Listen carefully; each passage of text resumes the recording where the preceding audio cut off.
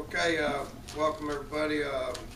Heading into this week being a bye week. Just obviously the biggest thing on our mind is moving forward. Lots. I'm sure you're gonna have some questions as far as where you think we're at and all that, but we're 2-2 is where we're at. That's simply the best way I can put it. Don't want any pats on the back for keeping it relatively close in the 2 games that we lost. The 2 games that we won, we're proud of the fact that we won the games. I'm proud of the guys because their effort's been good for 4 straight games. Played with energy. I think our excitement level for the game right now is pretty high. My challenge to the guys on Sunday night, once we got back in here and got back to work, was that everybody's saying the right stuff right now. It's just more about what you do. We got to continue to do the right things when it comes to preparation, when it comes to strength and conditioning. A lot of them are down there right now. When it comes to being able to attack practice the appropriate way to continue to get better. We got a lot of football left ahead of us. We got 8 games, 8 conference games at that. We expect each and every one of them to be challenging.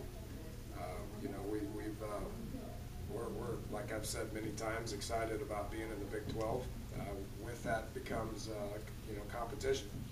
So each and every one of the games that we play, we expect them to be tough, and we expect that we're going to have to put our best foot forward to be able to compete. So that was my challenge to the guys, and I think that they will respond the way that we want to. I do think that our team is in a relatively good place.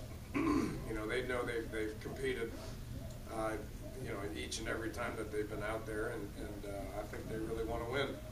So I think they'll continue to do the right things and moving forward. So with that, we'll take some questions. Yesterday on the telecom, you said you're going to meet with Travis Bell. Have you met with him? Yeah, that's a great question. Travis is retired. He simply put is retired, so we wish him well. His decision? Yes. Is the attitude different for this team? I mean, you mentioned that obviously scheme-wise, skill-wise, night and day from last year. You've said a number of times. Attitude-wise, do you feel that this team is different from where you guys were last year? Yes, part of that is because of maturity. When you play a lot of young guys, the maturity level isn't where it needs to be. I feel like our guys are in a much better place. I think the maturity goes back to what I said. I mean, they're saying the right things. They got to continue to do the right things as well. But with older guys, it's important to them. I think it's important for our guys to continue to practice hard, prep hard to be able to put ourselves in a position to win. I think that's important to our guys. So I do like what the attitude is. I like how they're attacking everything that we're asking them to do. Nobody was happy about coming up a little bit short in a couple games against what I consider the best 2 teams in the country. With that said, we can't feel sorry for ourselves or proud. We got to move forward. Dan, a lot has been made about special teams the last couple games, couple breakdowns. What are your thoughts, special teams wise, as you move forward? Yeah, unfortunately the 2 glaring mistakes they affected the game, affected the potential outcome of the game. A game is not won or lost on one play. With that said, the momentum was lost on that one play heading into halftime. We overcome it. I mean, we came out in the 3rd quarter. We didn't play great, but we had there's one point towards the end of the 3rd quarter where defense came up with a big turnover and offense had a chance to go score to take the lead, and offense gave it right back to them. One play doesn't make the difference in a game. It did, however, suck the momentum out of everybody at that point, which is unfortunate. We expect to win special teams every time that we play. Our specialists are playing at a pretty high level. Josh Lambert is playing at a high level. Nick O'Toole pinned 3 punts inside their 20, playing at a high level. We came back on punt team and did well. You know, against Maryland, we had a breakdown against the punt team. I don't know if anybody knows this or not, but our opponents have good players and they coach special teams as hard as we do. So it's called competition, you know, and you know, I think our special teams have been playing well, other than the fact that there was a very glaring mistake on the kickoff team that we didn't cover, and a mistake on punt team 2 weeks ago that we didn't cover. And that affected the outcome of the game, which is disappointing. What do you like about your quarterback so far, and in what areas would you like to see improvement? You know, Clint's he's playing at a high level. He probably had his worst game this past week. When he's looking at two of the best pass rushers in college football, it's probably going to affect him. We had to kind of change our game plan offensively based on the fact that they have two of the best pass rushers in college football. You know, and the first time he dropped back, he got sacked. That affects you a little bit. So Clint didn't play bad by no means. He played well, but his sense of urgency, he rushed everything because he knew that clock was ticking. Offensively, I called plays differently than I have in the first 3 games because of those two guys that are pretty good. You know, so he's managing the game very well. His leadership skills are you know, extremely good. Guys are following him. His rapport with the receivers is great. Our communication is fantastic. He's continuing to get better. He's harder on himself than I am on him, or Coach Dawson is on him. So he's going to continue to improve through reps. I think he's looking forward to that. Dan, assess the play of Ickey Banks. Did you feel as though you need to knock some rust off with him? No, I thought Ickey played well. I mean, I think he played well. You know, he's got a lot of game experience. You know, so he went out there and competed. I didn't view that as an issue of anything that had going on defense. So he'll continue to get better as well. Give an update on Worley. He remains indefinitely suspended while we continue to gather facts that are out there. So we will continue to evaluate that. Dan, this might be a simple question, but there may be a complex answer. I don't know, but you talked a lot about playing Oklahoma and Alabama. And there's certainly benefit to that, but for you and players, what is that benefit now going forward? Now that you have that experience, and I don't know, maybe it's very simply you won't see 2 teams quite that good. Well, I don't know if that's going to be the case or not. Right. To be honest, I've joked around saying we're the 3rd best team in the country, and they're the top 2 teams in the country. There's certainly an argument for that. There is going to be a lot of good teams ahead of us. You know, so we're going to have to. We're going to have to continue. We have to play like that all the time. I commend our guys for the effort and the attitude and the tenacity that they've been practicing with, preparing to play in those games. They're going to have to do it 8 more times if we want to put ourselves in position to win. So I've been talking to them a lot about that's just who we are. We play with that kind of effort. We practice with that kind of energy. We play with that kind of energy. And if we can continue to do that, having played a couple of the better teams in the country, then that should prepare us for the rest of the challenges that are ahead of us. You've been complimentary of that aspect of your team for a while, and then you prepared for Alabama for probably the entire summer, I'm guessing, too. Was that a habit that was set in cement a long time ago that's just carried over now? We didn't talk about that. I mean, they walked by the schedule every day, so they knew who was going to be first. But we didn't talk a whole lot about that. What we talk about is putting ourselves in position to be able to win the next game that we play. So you know, they know what's expected of them. They know what the routine is going to be, and they know what kind of effort and they're going to have to practice with, and what kind of energy that they're going to have to practice with. That's got to be the standard, and if it's not going to be the standard, then we're not going to be successful. So that's kind of what I've been hammering home to them. What's the biggest improvement you want to see in the next 2 weeks? Wow. I mean, just an improvement on all 3 sides of the ball is important. I That can't not be the case in any of the games that are ahead of us. So, got to continue to do the right things. It's in all aspects of what they're doing. It's just improvement. We'll have an opportunity this afternoon to go out for 2.5 hours and practice. We got to keep working on our timing. We got to keep working on getting better with the techniques that we're asking them to play with. We've got a long ways to go in everything that we're doing if we want to continue to improve. But the teams that we're going to be playing are going to continue to improve. So we need to do the same thing. I can't pinpoint. It'd take forever to sit here and pinpoint every kid, every phase of the ball, what we need to improve on. So it's got to keep improving. Dan Kevin White performed against Zach Sanchez. Pretty dominant performance. Yeah, he did well. I wish we could have gotten the ball a little bit more. What they do defensively is pretty good. There's a lot of one-on-one coverage on the outside, but that doesn't mean we had the opportunities to be able to get it to him as much as we wanted to. So he continues to play well. And the rapport that him and Clint have right now is really good.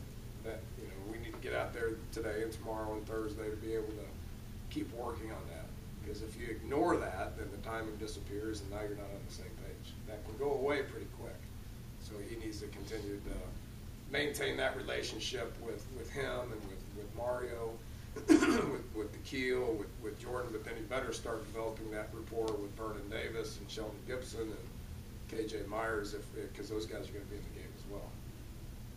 Talk about Kevin's progress, his development, and do you see him as one of the more pleasant surprises of the first month of the season? Well, we thought he had some potential. We saw some flashes of it last year, some flashes of it in spring and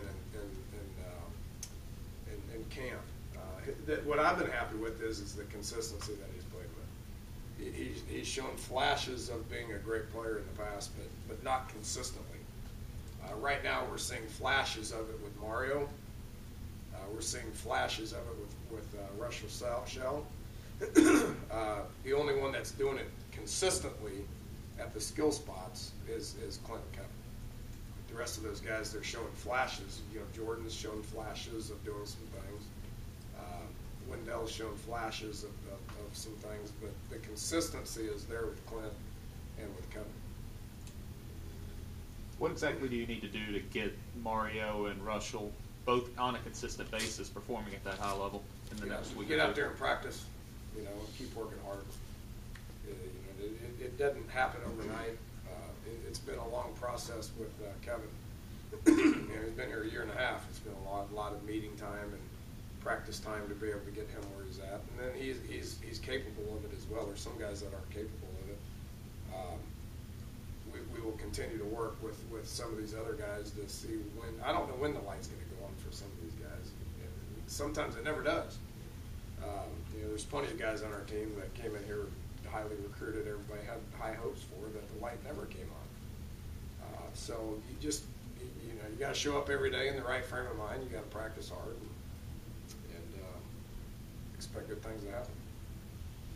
Dan, you said preseason that part of your hardest coaching job is going to be after the Alabama game, regardless of the outcome. Now that you've got a third of the season in and you've played 2 top 5 opponents, and obviously the players have gotten some confidence out of their play in those games and so forth, do you view this as a critical time right here to keep focus, or going into Kansas with a bye week? Yeah. I mean, there's everything that we do is critical. We can't. You can't ever relax on anything. So, we made that loud and clear with the guys that this is not an off week. That we got to get back to work, and they're going to be showing up here anytime soon. And we need to get about 3 hours of good workout in there this afternoon, and continue to move forward. You never have things figured out. You can never relax. There's plenty of, and that's human nature. I mean, right now there's a bunch of guys on the injury report or whatever it is that want to relax for a few days, but if you do that, then you're not going to improve. So,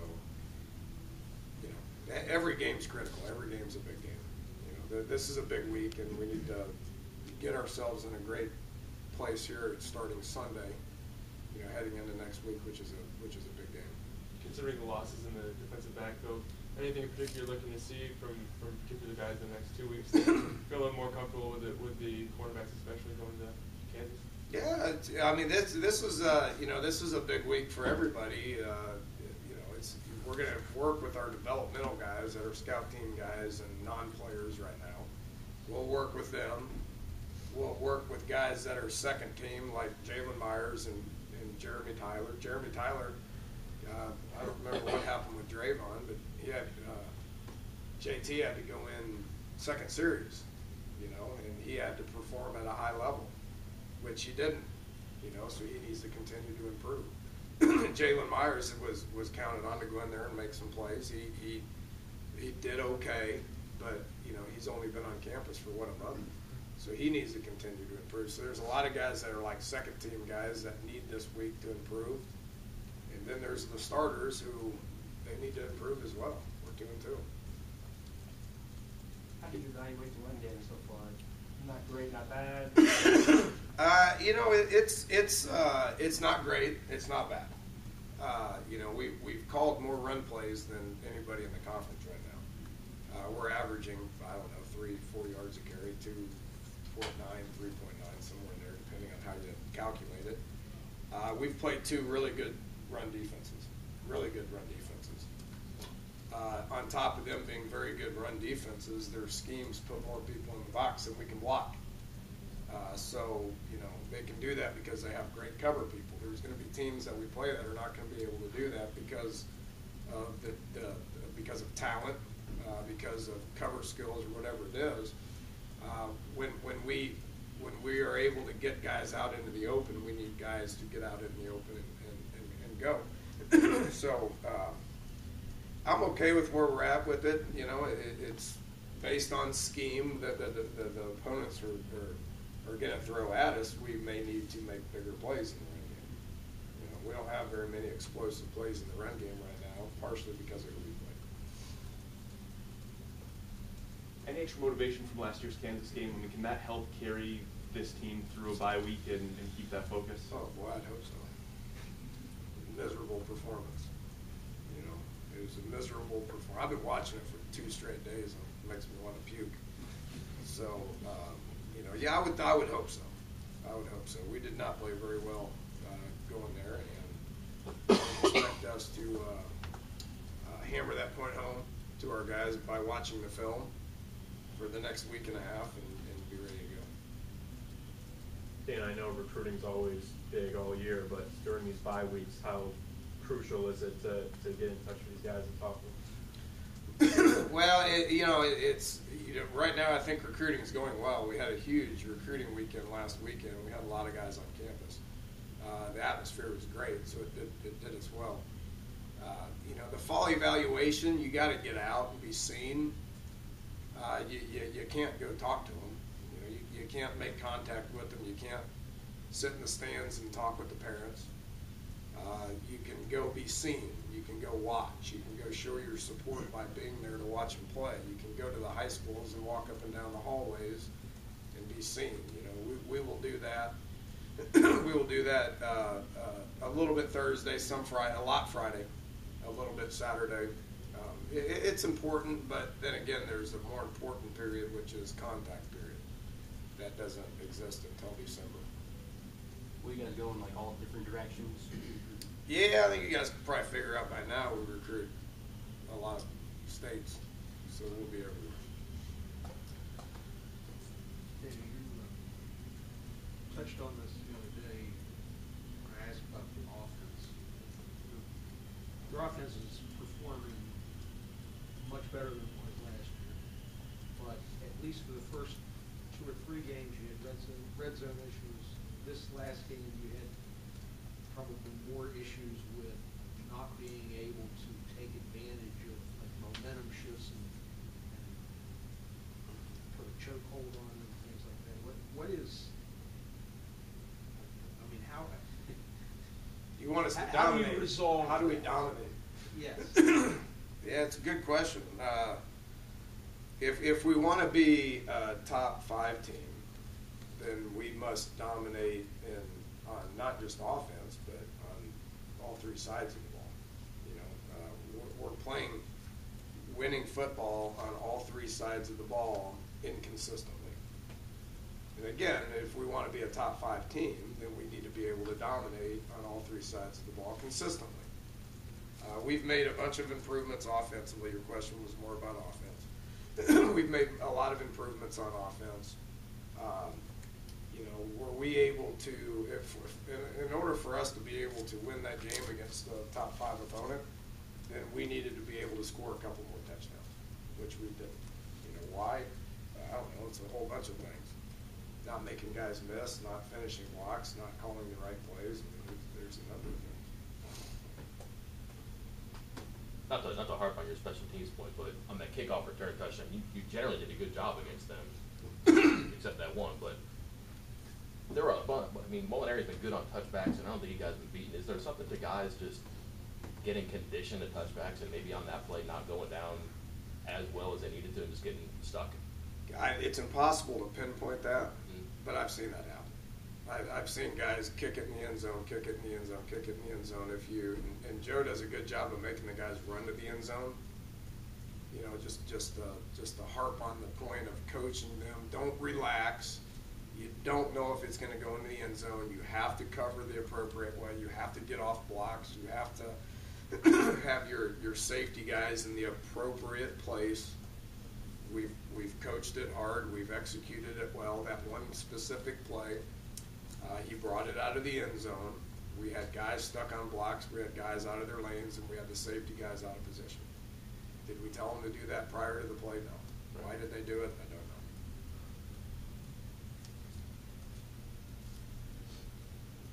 All right, thanks, Coach. Okay, thank you all.